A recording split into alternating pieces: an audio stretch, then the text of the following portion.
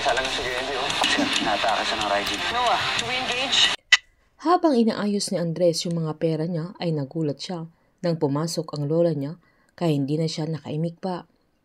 Giniit ni Aling Esang na nakita niya yung pera niya, sabay sinabihan niya ang binata na tapatin niya ito dahil masakit na yung ulo niya sa kaiisip kung saan galing yung mga pera niya at kung ano ang trabaho niya, lalo't nawawala siya ng ilang araw tapos uuwi siya na may pasa at sugatan at napakadaming pera na dala-dala niya at nagagalit na ito.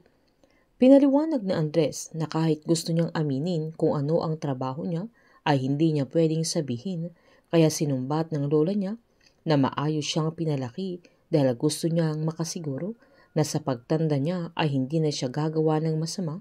Naganamang pinasigurado at nangako si Andres na wala siyang inaagrabyadong tao o nilolokong tao para makuha niya yung pera niya.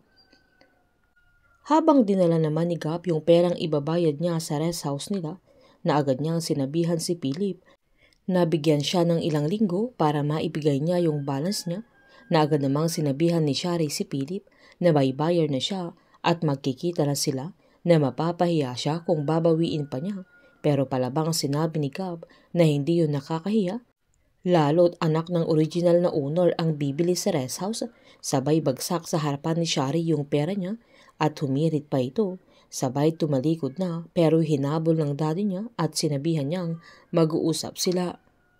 Agad sinabihan ni Gab na kung may gusto siyang sabihin ay sabihin niya sa harap ng mami niya. Humingi ng tawad si Philip dahil hindi pa nakaka-move on ang dalaga sa pagkamatay ng mama niya, na alam ni Gab na mahal niya ang mama niya.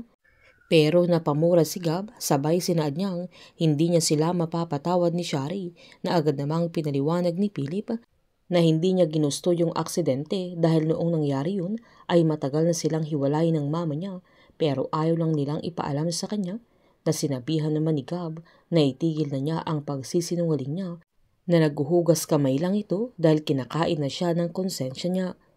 Nanindigan si Philip na totoo ang mga sinasabi niya, na galit sa kanya ang mami niya noon dahil ang akala niya ay ipapakilala na niya si Shari sa kanya.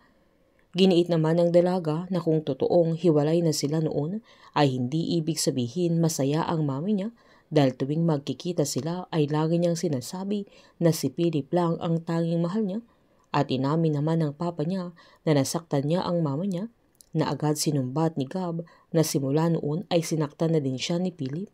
Sabay pinapili niya kung siya o si Shari, na agad namang pinaliwanag ni Philip na hindi niya magagawang mamili dahil mahal niya silang pareho, kaya sinaad naman ni Gab na pera lang ang mahal ni Shari at hindi talaga siya ang mahal niya, kaya umalis na ito, na hindi naman makaimik si Philip sa mga sandaling yan.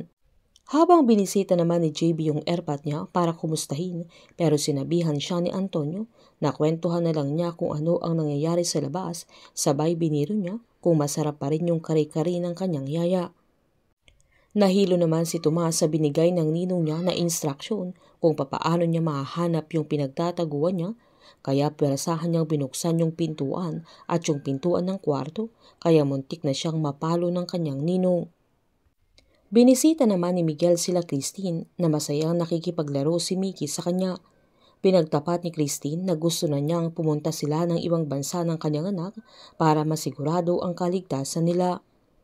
Habang inamin naman ni Andres kay Aling Esang na nakaligtas mula sa human trafficking si June, kaya buhay ang kapatid niya na hahanapin niya ito, kaya nahimasmasan ang lola niya.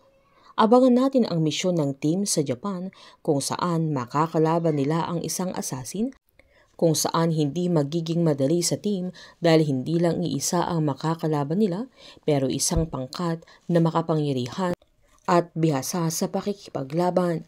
Painit ng painit ang mga tagpo, sabay-sabay po nating subaybayan ang advance episode ng Incognito dito lamang po sa aking channel. Patuloy lamang po manood, mag-likes at mag-subscribe para ma-update po kayo sa mga susunod na episode. Marami pong salamat.